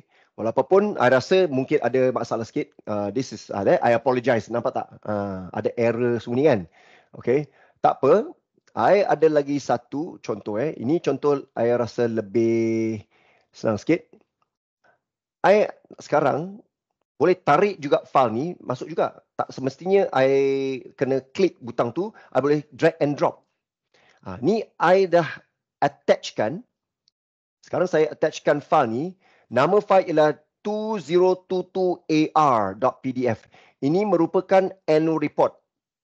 Okay, ini merupakan laporan tahunan syarikat Berkshire Hathaway. Kalau tak tahu apakah syarikat Berkshire Hathaway, well, Berkshire Hathaway merupakan syarikat Warren Buffett. Okay, kenal kan siapa Warren Buffett kan? Salah satu billionaire, okay, dalam dunia ni. Right, kawan baik Bill Gates. Warren Buffett, dia merupakan pengasas Berkshire Hathaway. Berkshire Hathaway merupakan syarikat yang ada saham Coca-Cola dan juga banyak lagi syarikat-syarikat lain. Okay. So ini merupakan laporan tahunan daripada Berkshire Hathaway tahun 2022. Ini dah pas dah ni. Alright. Jadi apa yang saya nak buat sekarang? Okay. Summarize this file now. Jadi dia akan baca pula PDF ni. I rasa PDF ni kalau tak silap saya ada 144 muka surat PDF ni. Jadi I nak suruh dia buat rumusan. So I suruh dia summarize this file now, tapi I tak bagi tahu dia dalam berapa patah perkataan. Tak apa, nanti dia akan mungkin dia akan keluar dalam bentuk bullet point ya. Tapi hari ni I rasa Copilot ni macam tak sihat lah dia. I rasa dia akan apologize lagi sebab biasanya dia akan laju, dia akan keluar semua point-point rumusan. Ada dah. Certainly, nasib baik dia tak fail. Tapi dia tak keluar dengan point. Dia akan hanya bagi tahu is a detailed financial report, discuss about what, it cover company manufacturing, semua ni. Nampak? Dia baca seluruh 144 muka surat tu, lepas tu dia bagi kita rumusan. Okay? Nanti. Ini bukan sekadar apa yang kita boleh buat dengan Copilot. Kita hanya upload file saja. Tapi untuk ChatGPT boleh buat tak? Boleh juga, tapi you perlu bayar. You kena ada ChatGPT 4. Alright? Sorry, ada siapa? Okay. Now, untuk ChatGPT untuk ChatGPT 4 yang kita perlu bayar, okay? Jadi hanya masa tu saja kita boleh attach satu file ya. So tapi untuk Copilot free pun boleh attach file dah. Okay? Dan juga harus diingat, saya gunakan Microsoft Edge. Microsoft Edge merupakan browser daripada Microsoft. Tahu kenapa tak? Bukan sebab saya ni Microsoft certified punya trainer, tapi disebabkan dalam sudut kanan atas ni ada juga butang Copilot. Nampak tak ni? Butang Copilot kita boleh sembunyikan ataupun kita boleh tunjukkan. Butang panel Copilot ni dah terbina dalam Microsoft Edge. Panel ni jangan kita tak indahkan tahu. Panel ni kuat dia punya keupayaan tahu. Jom saya bagi tahu macam mana. Okay. Sebenarnya I boleh pergi Google. I googlekan Berkshire Hathaway. Nanti Berkshire Hathaway Annual Report year 2022. Okey lah. Yang tadi I cari. Sebenarnya ni pautan ni I klik ni, nampak tak? Dia paparkan PDF terus dalam I punya laman, dalam I punya browser. I tak perlu download. Tadi tu I dah download dia. Nampak tak ni? 2022AR PDF. Ini PDF yang tadi I attachkan tadi tu merupakan saya download. Tapi sekarang I tak nak download. Sekarang apa yang telah I buat ialah I pergi Google, I buat pencarian tentang Berkshire Hathaway punya annual report. Lepas tu dia dah bagi tahu ada satu pautan, I klik saja pautan tu dan sekarang I boleh baca terus dalam laman ni. Tapi nampak tak 144 muka surat tau. Takkanlah I nak scroll ni I nak baca. Tak nak. Jadi apa yang boleh saya buat sekarang ialah I buka Copilot punya panel ni yang ada datang daripada yang terbina dalam Microsoft Edge ni. Nampak tak ni? Dia ada bagi cadangan tau. Boleh tak generate document summary? Boleh tak generate key insight? Jadi, I nak klik kepada style perbualan ni untuk lebih precise. Precise maknanya I nak lebih tepat. Ini sebabnya I nak buat ni. Sebab I sekarang nak baca fakta-fakta daripada laporan tahunan ni. Jadi, I klik generate document summary. Okay, jom kita harapkan dia tak ada apa-apa roadblock ke macam mana. Ada kalanya dia tak boleh baca. Ada kalanya dia akan minta maaf. Nanti tak boleh baca. Tengok, dia kata, sorry, I can't access your page at the moment. Try again sometime. Mungkin dia punya proses tu memang terlalu, dia memang terlalu sibuk lah. Sebab sekarang Copilot ni memang terkenal sekarang, memang popular sekarang tau. Alright, jadi dia mungkin dia takkan, dia tak boleh buat page summary kat sini. Tapi apapun, okay, I nak buat suatu lagi, satu demonstrasi. Okay. Copilot ni bukan sahaja boleh buat boleh buat rumusan kepada suatu dokumen ke macam mana. Okay. Copilot ni boleh buat juga, jom saya hasilkan lagi nanti I nak buat ni. Buka lagi satu tab baru. I nak masuk YouTube ni. Mungkin saya masuk YouTube ni, I nak buat pencarian. Okay, mungkin saya nak cari, katakan Chat GPT tutorial, punya video tutorial Chat GPT ni. Banyak ni, tengok. Banyak. Right? Jadi, mungkin katakan saya nak masuk satu, ni, full course 9 jam ni. Video 9 jam. Siapa yang gila sangat nak tengok, nak tonton video ni 9 jam. Okay? So, ni 9 jam. Tak nak tonton lah. Apa yang saya boleh buat ialah, nampak tak ni? I klik new topic, pergi yang kreatif ni. Sekarang dia tahu, generate video highlight pula ni. Video highlight. Nanti I kena skip ad net, okay? Semua iklan-iklan ni, okay? Dapat ni, 9 jam tau. So, I akan suruh dia generate video highlight. I klik generate video highlights. Dia akan tolong saya tonton, okay, 9 jam, video yang 9 jam ni, dia akan bagi tahu semua highlight dalam bentuk bulat. Ini power dia. Nampak tak video summary dia? Okay. Part 1 of the video macam ni. Okay. Lepas tu, dia akan bagi tahu timeline dia. Sebab I rasa video ni memang terlampau panjang lah. Kan? Jadi, dia akan bagi tahu macam ni. Setting up Chat GPT semua ni kan. Ini merupakan video part 1. Dia hanya part 1 sahaja. Jadi, part 1 ni dia kata sampai minit ketiga lebih. Nampak tak? Setting up Chat GPT, type of prompting. Nampak tak? Type of prompting ni, kalau daripada dia punya rumusan ni, I boleh klik tau. Masa I klik ni, dia lompat terus kepada lokasi ataupun time di mana demonstrasi tu dibuat. Ini adalah power Copilot ni. I nak tahu kat mana dia bincangkan tentang setting up Chat GPT. I klik, dia akan lompat terus kepada video tu. This is what Chat GPT pun tak boleh buat. Tapi Copilot boleh buat. Okay. Ada pula di antaranya kan Google Gemini kan boleh buat benda ni. Ya, kalau memang you ada baca juga tentang Copilot, Google Gemini ni, sepatutnya YouTube tu memang daripada Google. Jadi, memang logiknya lah, secara logiknya, Google Gemini memang ada satu extension yang membolehkan Google Gemini, dia akan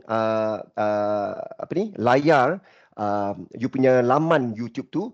Lepas tu apa-apa satu pautan yang kita share daripada YouTube tu, dia boleh janakan suatu rumusan tentang video tersebut. Tapi rumusan dia tak begitu terror macam Copilot ni. Copilot dia akan generate satu rumusan ni di mana setiap satu timeline ni kita boleh klik dan dia boleh lompat terus kepada timeline tu. Okay, walaupun Google Gemini pun tak boleh buat ni. Okay, so ini ada power panel ni. Okay, walaupun misal kata kita masuk thestar.com.my. Jom sekarang I pergi pula kita punya media ni, alright? So mungkin kita masuk satu berita lah. Kita nak baca satu berita. Oh, Police Day ni, hari polis. Oh, panjangnya ni berita ni. Tak nak baca lah. I new topic lagi. Generate, I nak page summary ni. Okay.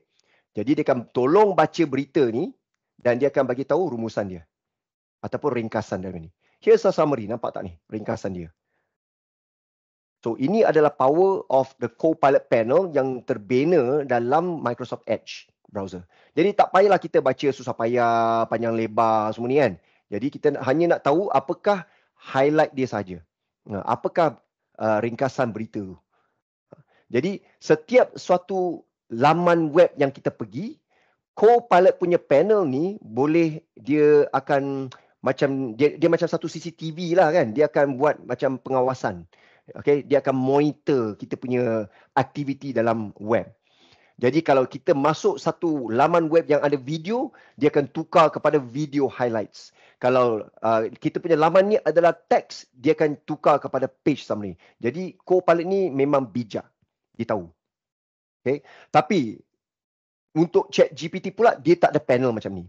ChatGPT sendiri merupakan suatu laman web. Jadi kita perlu buat prompting. Okay. Kita perlu buat prompt. Now, untuk siapa-siapa yang nak tahu tentang prompt dalam Copilot pula, Copilot punya prompt, walaupun Copilot datang daripada asas GPT dia pun, asas dia.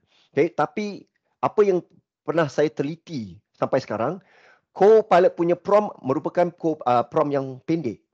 Tak perlu begitu teliti. Okay, seperti apa yang telah saya jelaskan tadi, misal katanya, kalau I punya I punya chat tadi, ni dia. Boleh tak kita letakkan prompt dalam bahasa Melayu? I gunakan prompt yang singkat macam ni. Cuba kita teliti apakah dia punya keputusannya. So, I kembalinya kepada I punya Copilot. I tak nak gunakan Copilot yang begitu kecil ni panel ni. I terus masuk sesawang Copilot ni. Lepas tu, I tampal je prompt yang begitu ringkas ni dalam bahasa Melayu juga. I run. Okay, nampak tak ni? Dalam latar belakang dia searching.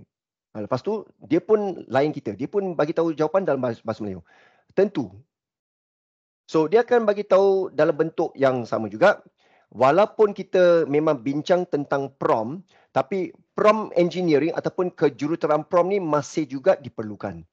Ada kalanya, kita bagi tahu prompt ni macam ni. Nah, nampak juga tak jawapan yang dikembalikan oleh Copilot ni ada juga gambar. Bukan sekadar macam ni. Dan ada lagi satu fungsi ialah di mana setiap suatu jawapan yang diberikan, dia ada buktinya. Dia ada suatu sumber.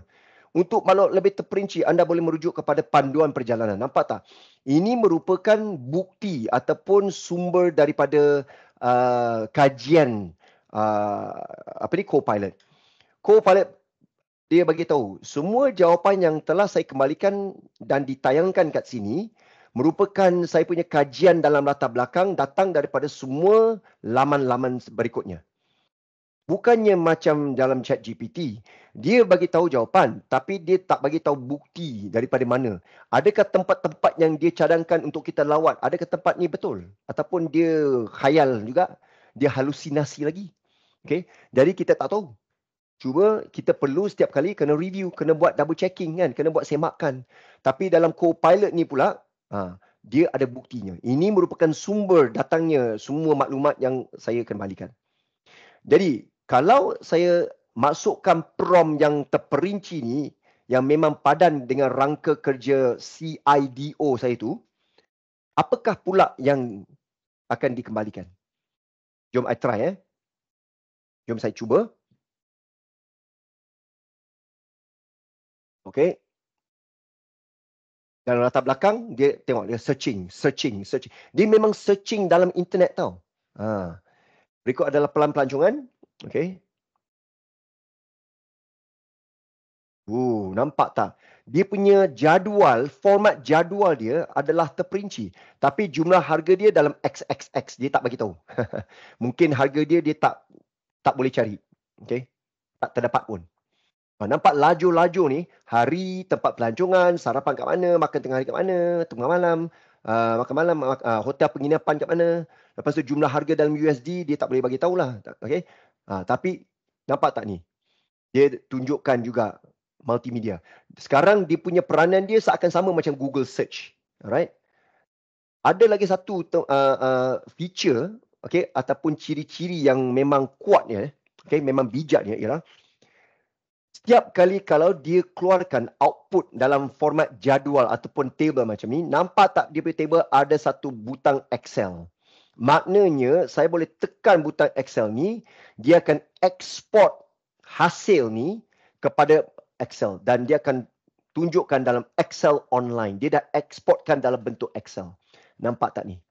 Dia keluarkan apabila Excel. Jadi table ni boleh dipaparkan dan disimpan dalam Excel untuk buat analisa yang seterusnya. Ini memang baguslah untuk siapa-siapa yang nak dapatkan data terus daripada Copilot ni, dia boleh terus export kepada Excel. Okay. Alright, ada soalan to become prompt engineering adalah kena expert in natural language processing. Okay, prompt engineer ni sepatutnya tak ada kena mengena dengan teknik-teknik ataupun topik-topik yang begitu teknikal lah. NLP ni memang lebih kepada machine learning, right? Pembelajaran mesin. Kalau you belajar data science, okay, ataupun machine learning, itu kena tahu. Tapi prompt engineering ni kalau ikutkan, kita perlu hanya ada pengetahuan asas tentang apakah dia LLM, Large Language Model, itu je. Tapi masa dia punya topik-topik dalam kejuruteraan prompt ni, dia punya topik tu asalkan sama macam kita belajar bahasa tau. Macam belajar English, belajar grammar dia. That's all. Okay, bukannya kita perlukan pengetahuan teknikal dalam IT. Kalau ada pengetahuan IT tu baguslah. Memang ada satu kelebihan. Tapi kalau tiada pengetahuan IT pun tak apa. Alright? Cuma kita nak belajar teknik asas, okay, ataupun teknik-teknik yang lebih advance lagi, macam mana kita nak rangkakan struktur ayat di mana kita nak submit kepada generative AI. Itu sahaja. Alright, jadi pembelajaran dalam sebagai dalam kejuruteraan engineer kejuruteraan prompt ni biasanya ialah seakan sama dengan kita belajar bahasa. Alright, boleh kita bayangkan kita pergi bayar duit belajar bahasa Inggeris daripada British Council katakan. Kita belajar grammar dia semua ni kan. Jadi dalam generative AI, dalam prompt engineering pun seakan sama. Kita belajar apakah ayat-ayat yang boleh digunakan, apakah ayat yang kesan ayat-ayat suatu ayat yang kita gunakan ataupun perkataan. Okay. Ada penggunaan sejenis perkataan tu, dia punya kebarangkalian, keputusan yang diberikan tu adalah lebih tinggi, adalah prestasi lebih tinggi kalau kita gunakan perkataan yang lain. Walaupun maknanya sama, ada kalanya perkataan ada suatu perkataan tu dia ada lebih power daripada perkataan yang lain. Okay. Tapi pembelajaran prompt engineering ni memang dalam bentuk bahasa Inggeris lah. Okay. Jadi apa yang saya buat ni, cuma saya terjemahkan sendiri dalam bahasa Melayu. Cuma setiap suatu bahasa yang kita masukkan pun, dia akan diterjemahkan balik kepada bahasa Inggeris dan lepas tu dia akan fill upkan dia punya rangka kerja tu. Okay. So itu cuma apa yang saya buat tadi tu. So dalam saya punya kepala otak saya ni, memang saya tak terapkan rangka kerja CIDO tu, konteks, okay, instruction, arahan, detail, maklumat terperinci tu dan juga output. Semestinya unsur-unsur ni perlu diterapkan. Perlu kita patuhi. Jadi tak kisahlah I type tu macam mana pun, okay, as long as, okay, semua ni, okay, ayat ni memang ada perbandingan dengan dalam bahasa Inggeris tu merupakan suatu peranan. Ini merupakan peranan yang I berikan kepada ChatGPT. Okay. Lepas tu ayat-ayat lain pula tu saya rangkakannya merupakan suatu maklumat terperinci yang I bagi tahu. I bagi tahu ChatGPT maklumat ni. Lepas tu ada pula suatu ayat merupakan arahan ataupun apa yang saya nak daripada ChatGPT. Dan juga saya tukarkan sedikit output dia dalam format table ataupun format jadual. Okay. Itu sahaja yang kita perlu tahu secara asasnya tentang kejuruteraan prompt. Alright. Tapi apapun kalau kita ikutkan daripada situasi hari ini, kalau kita gunakan Copilot tu ada juga dia punya power sebab secara percumanya, tanpa kita bayar apa-apa, kita boleh gunakan GPT-4. Okay, GPT-4, definitely. Kalau kita klik new topic, kita boleh pilih di antara style perbualan sebelum kita bermula dengan Copilot, apa-apa perbincangan ke, apa-apa soalan kita tanya tu, sebelum kita mula tu, kita boleh pilih style. Okay, sama ada yang ni ataupun yang ni. Okay, lebih kreatif ataupun lebih tepat. Okay, tak kisahlah, lebih kreatif ke lebih tepat, dua-dua pun memang GPT-4. Okay, tapi kalau kita pilih lebih seimbang, balance ni, ini memang 3.5. So, I never use balance. Okay, memang di antara lebih kreatif ke ataupun lebih terperinci, lebih tepat. Okay, so untuk Copilot yang free, yang bukan pro, sama juga, ada kreatif, ada precise. Cuma dia tak ada label, dia tak bagi tahu ini merupakan GPT-4, ini GPT-4, ini fast. Fast maknanya GPT 3.5. Dan juga you tak ada Swiss untuk pergi GPT-4 Turbo. Turbo ni hanya untuk GPT, untuk Copilot Pro. Ini perlu bayarlah. Tapi kalau tak bayar pun, dah dapat GPT-4, itu dah cukup. Alright. Lepas tu, apa yang lebih power lagi ialah, tanpa bayar apa-apa, Copilot ni adalah free. Kita telah diberikan keupayaan untuk attach file, untuk attach image. Alright. Ini memang tanpa kita bayar. Tapi kalau nak chat GPT pula tu, kena bayar tau. Dan juga, okay, kita ada Copilot yang sesuai, yang memang khusus untuk buat tugasan-tugasan tertentu. Okay, sebagai contoh, ada designer khusus untuk buat lakaran, untuk buat image. Vacation planner, nampak tak? Ni Copilot pun ada suatu Copilot yang khususnya untuk buat pelancongan. Sepatutnya tadi I tanya tu, tak perlulah I tanya Copilot yang secara am ni. Sebab Copilot ni adalah secara umum. The general one, okay, yang generic je. Tapi kalau kita memang dah tahu tujuan kita sekarang nak buat pelancongan tu, jom kita klik vacation planner dan kita tanya kat sini vacation planner. Tu dia. Alright. So lepas tu cooking assistant pun sama juga. Ni untuk kalau kita nak cipta ke ataupun nak tahu resipi-resipi masak-masak tu. Lepas tu siapa yang nak selalu pergi gym tu, fitness trainer. Kita nak Copilot, tanya Copilot untuk hasilkan program-program latihan, program exercise ke macam mana. Ni pun ada. Alright. Jadi Copilot ni memang terror lah, I bagi tahu. Sebab tanpa kita bayar apa-apa, Microsoft dah berikan semua kelebihan ni datang daripada ChatGPT-4 untuk kita guna. Alright. Dan harus juga saya tunjukkan lagi satu kelebihan kat sini. Ini bukan juga hanya terhad kepada Copilot Pro tau. Copilot free pun boleh. Nampak tak ni? Saya ada satu image JPG. Ini merupakan satu lakaran kasar. I gunakan Microsoft Paint saja. I gunakan mouse, I lakarkan ni. Okay, nampak tak ni? Okay, sotong gurita ni, octopus. Lepas tu ada macam ombak laut lah ni. Lepas tu ada matahari. Okay, dengan dia punya ray dia. Okay, alright. Ni lakaran yang biasa kan? Apa yang saya buat sekarang ialah I drag and drop. I attach the image, okay, image sotong gurita tu dalam laut tu, dan juga nampak, okay, dia punya matahari tu. I akan suruh Copilot ni, okay, generate, okay, photorealistic image based on the attached image. Nampak ni? Ini cuma lakaran, tapi I suruh Copilot janakan image photorealistic. Memang dia seakan sama quality foto, okay? Dan dia akan hantar I punya arahan ni kepada Microsoft punya designer.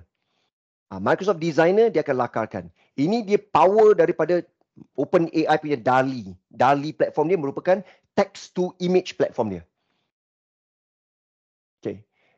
Dia akan generate 4. Dia akan janakan 4 image yang kita boleh pilih. Nampak ni. Kita boleh tekan ni dan kita boleh pilih. Nampak kita masuk dalam designer. Ini tak suka, pergi ni pula. Ni masakan sama. Nampak tak? Dia boleh baca tau. I punya sketch, I punya lakaran tu. Okay. Lepas tu dia ambil I punya arahan tu. I nak janakan lagi satu gambar yang lebih lebih nyata, lebih maya daripada tu. Okay, so I klik ni. Okay, ada 4 pilihan ni, nampak tak? They try to match tau dengan setepat-tepatnya I punya lakaran tu. Alright, 4 image. Okay, kalau I gunakan ChatGPT-4 pula ni, I buat benda yang sama.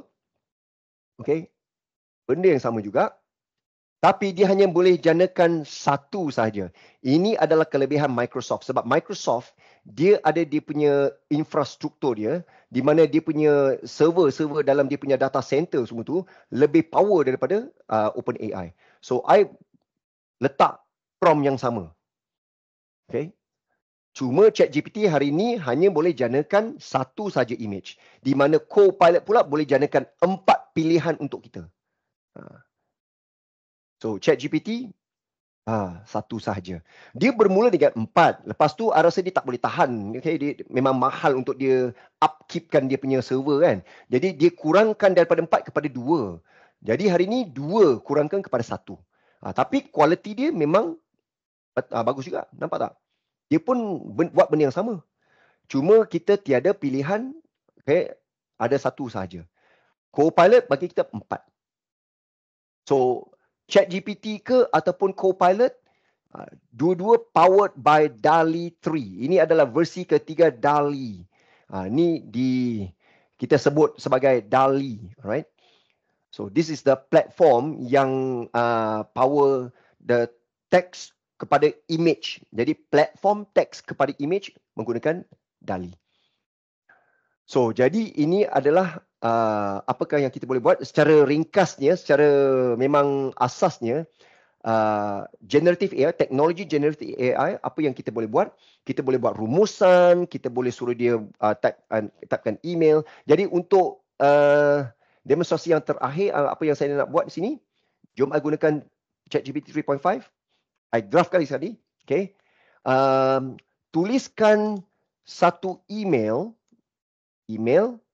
okay, kepada rakan setugas saya yang baru sahaja dinaikkan pangkatnya kepada ketua pegawai keuangan, katakan CFO lah. Okay. Gunakan, nampak ni, gunakan nada mesra ataupun nada profesional. Kita boleh tukar nada dia tau. Okay, dalam bahasa Inggeris, tone of voice lah. Jadi, I kena letakkan dalam bahasa Melayu ni, gunakan nada mesra. Okay, email ini, okay, harus ditulis tidak melebihi 100 patah perkataan. Ini dia. Okay. Jom. Subjek dia, tahniah atas kenaikan pangkat anda.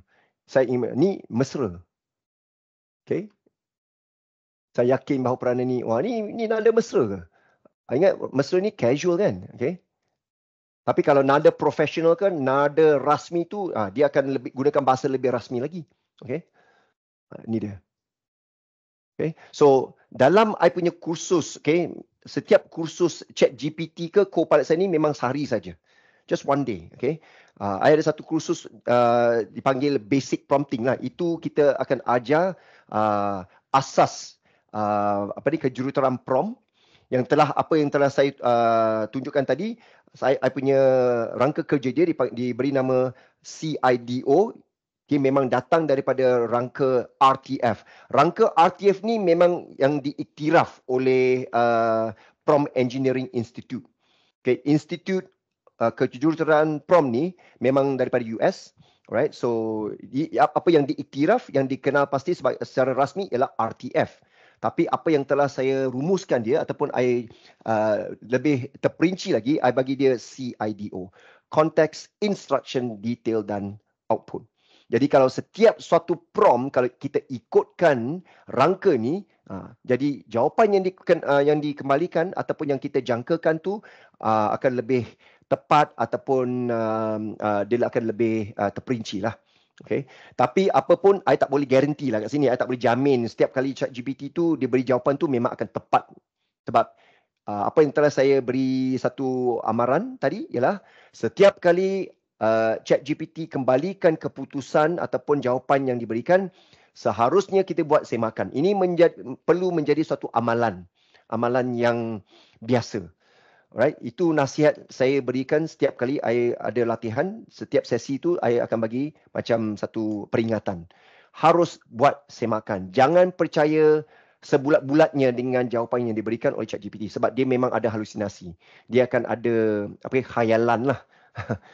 Kalau kita nak bagi tahu, okay? Kalau kita nak terjemahkan sepenuhnya dalam bahasa Melayu. Alright. Okey, adakah soalan-soalan yang lain? I tahu hanya 2 jam ni, I hanya boleh buat demonstrasi sedikit sebanyak tentang prompting ni. Jadi, kita boleh gunakan ChatGPT ataupun Copilot. Kita memang nasib baik sebab Microsoft tu dia gunakan GPT. Kalau kita gunakan Google Gemini, siapa-siapa yang sini merupakan Google punya fan ni, katakan I masuk gemini.google.com. Okay, I akan sign in dengan I punya Gmail ni. Okay, I punya email address ni. Ini you pun boleh sign up sebagai percuma. Ini saja satu platform I belum bayar. Tengok, nampak tak? Dia suruh saya upgrade to Gemini Advanced.